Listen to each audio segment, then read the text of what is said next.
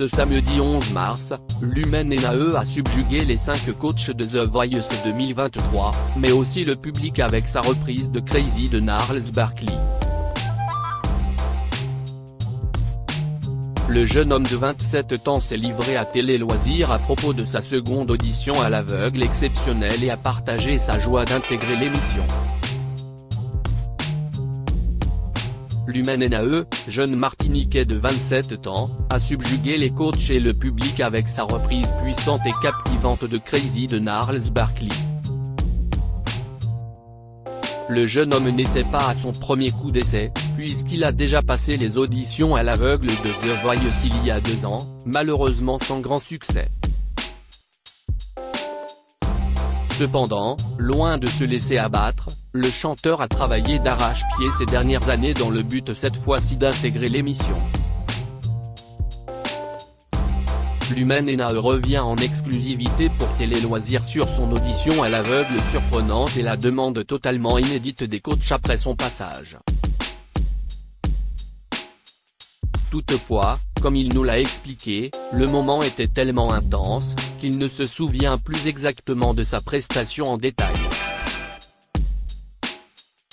L'Humaine NAE, The Voice 2023, pour cette saison, je me suis donné Télé Loisirs, vous avez tenté les auditions à l'aveugle il y a 2 ans, mais aucun coach ne s'était retourné. Pourquoi avez-vous décidé de retenter votre chance maintenant? L'Humaine NAE, alors, après 2 ans, on va dire que j'ai beaucoup travaillé, je me suis remis en question sur pas mal de choses notamment sur mon avenir dans la musique. Rire, à ce moment-là, j'ai pas mal travaillé sur mes musiques, enfin tout ce que j'écrivais par rapport à ma vie, mes histoires. Je me suis dit vraiment que The Voice était un tremplin assez conséquent, assez important, et que le fait de ne pas avoir été prise il y a 2 ans, il ne fallait pas que je m'arrête à ça parce que je pouvais toujours retenter ma chance. Est-ce que c'était une petite revanche? C'est clairement une revanche. C'est aussi une preuve de persévérance. Pour cette saison, je me suis donné. Je me suis dit que c'était la 2e fois et qu'il fallait que j'y aille à fond, que je ne fasse pas semblant. Quelle équipe auriez-vous voulu intégrer à l'époque? À l'époque, c'était un peu comme pour cette année, j'hésitais vraiment entre Vianney et Amel Bent. C'est vrai que j'ai plus un attrait pour Amel Bent dans le sens où je trouve que nos univers musicaux se rapprochent beaucoup.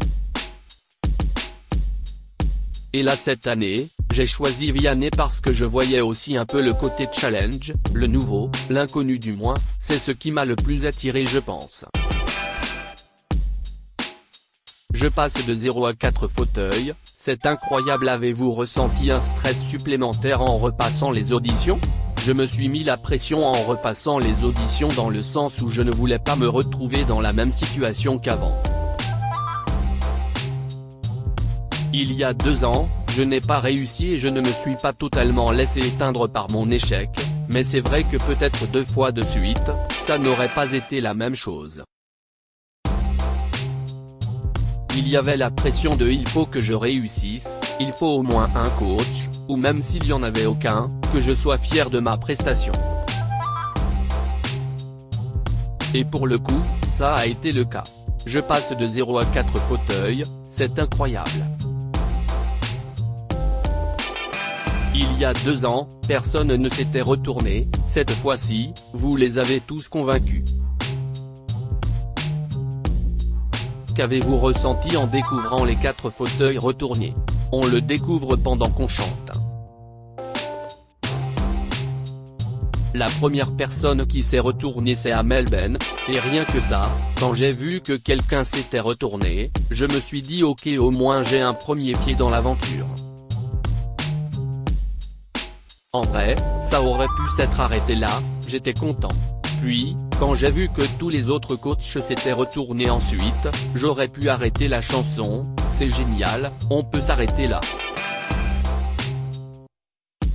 Au-delà des fauteuils, les coachs étaient debout tous ensemble pendant votre performance et ils ont passé un excellent moment.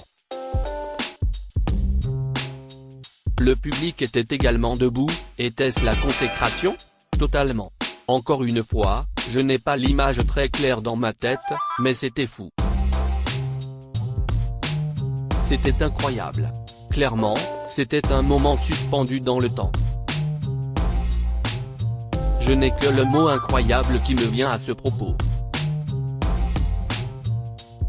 Les coachs se sont livrés une véritable guerre pour vous avoir dans leur équipe. Mais aviez-vous déjà une petite idée en tête de la personnalité avec laquelle vous vouliez collaborer cette saison? Oui, et pour le coup, ils se sont vraiment battus tous les deux.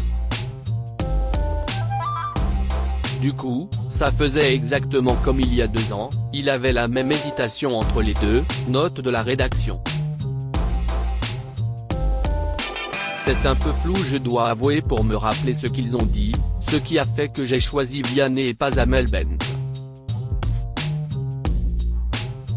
Les images me reviennent, mais ce n'est pas très clair. C'était une soirée irréelle. C'était presque un rêve. Est-ce que le geste de la main de Vianney a été l'élément qui a fait pencher la balance en sa faveur? Alors, je pense que oui. Je pense que c'est vraiment le fait qu'il soit venu, et qu'il m'ait tendu la main. Puis là, j'ai juste donné ma réponse. Je n'ai pas du tout réfléchi à qui je devais vraiment choisir à ce moment-là, c'était une main amicale, je me suis dit go. Les coachs ont fait appel à la VAR après que vous ayez fait votre choix, une première dans l'émission. Qu'avez-vous ressenti en les voyant continuer à se battre pour vous alors que vous aviez quitté le plateau et déjà rejoint vos proches? Si je me rappelle bien, je sais que j'ai dit Vianney, mais le micro était derrière lui. Donc, c'est vrai que ce n'était pas très clair. Ils ont demandé à la régie et si je me souviens bien également au public. Je ne sais plus si c'est Big Flo ou Oli qui ont demandé qui j'aurais dû avoir choisi. Qu'avez-vous ressenti en les voyant se battre pour vous avoir dans leur équipe? Tellement de joie. C'était incroyable. Je n'ai pas de mots. En plus, il y avait mon frère et mon cousin avec moi. Alors qu'il y a 2 ans, j'étais tout seul, il n'y avait pas ma famille. Le fait qu'il soit présent, je pense que ça m'a apporté aussi. Quand on est rentré, on a bien discuté de ce qu'il s'est passé.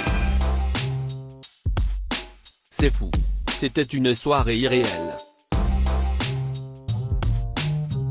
C'était presque un rêve.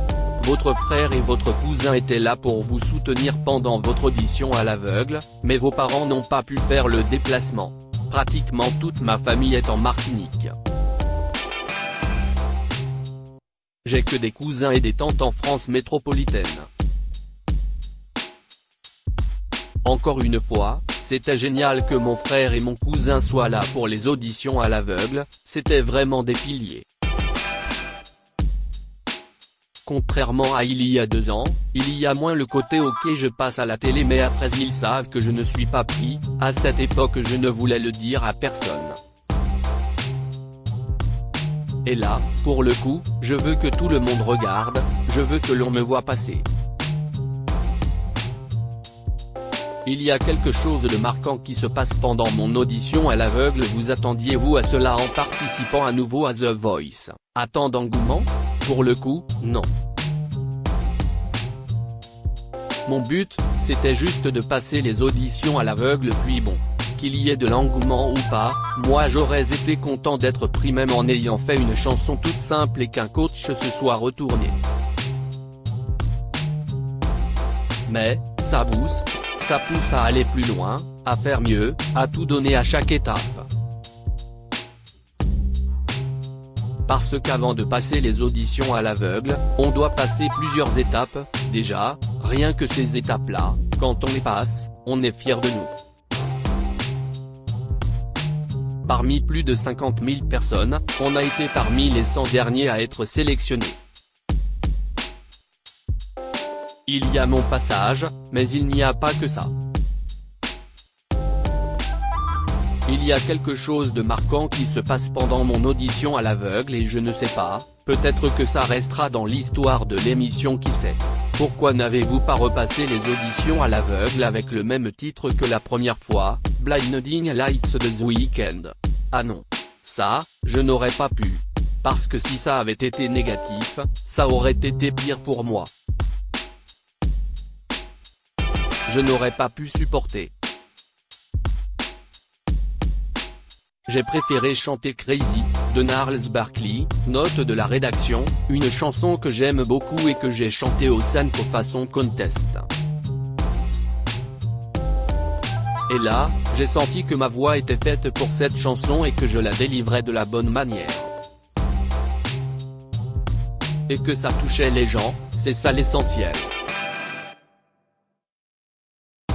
Pouvez-vous nous en dire davantage sur votre nom de scène Lumen Nae? Pourquoi utilisez-vous un pseudonyme? Lumen Nae est l'anagramme d'Emmanuel, son prénom, note de la rédaction. Alors, pourquoi Lumen Nae? C'est tout simple, je trouvais qu'il y avait beaucoup d'Emmanuel et je voulais me démarquer, rire. Il y a déjà le président de la République, Emmanuel Moir, je me suis dit bon, on va essayer d'avoir un petit twist. Au début, j'ai choisi comme ça parce qu'une anagramme je trouvais que ça sonnait bien et avec le temps, plus les gens m'appelaient comme ça, plus je trouvais que j'avais fait le bon choix. Il y en a qui disent que Lumen veut dire lumière, alors je me dis pourquoi pas, j'apporterai bien de la lumière dans le cœur des gens.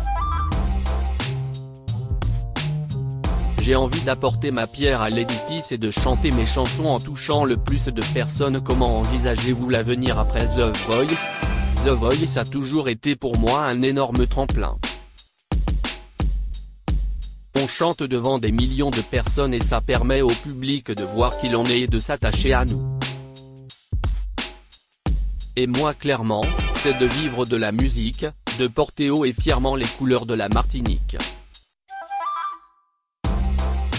On a notre place aussi dans l'industrie musicale. Rire, j'ai envie d'apporter ma pierre à l'édifice et de chanter mes chansons en touchant le plus de personnes. Où vous voyez-vous dans 5 ans? Alors, pas au Stade de France. Rire, je me vois plutôt dans des petites salles, ce serait bien que je puisse chanter dans un zénith, quelque chose comme ça. Qu'il y ait une sorte de ferveur, que les gens soient touchés par ce que je propose ou bien même, juste qu'un jour j'ai une chanson et que tout le monde la connaisse par cœur, ça serait incroyable. Et que je n'ai même pas besoin de chanter et que lorsque je tends le micro, tout le monde connaisse les paroles par cœur, limite, ça pourrait me faire pleurer. Et surtout, qu'un jour ma famille soit dans le public à me voir chanter. À lire aussi The Voice 2023, Amel Bent va retrouver un ancien candidat de la saison 2 de Nouvelle Star.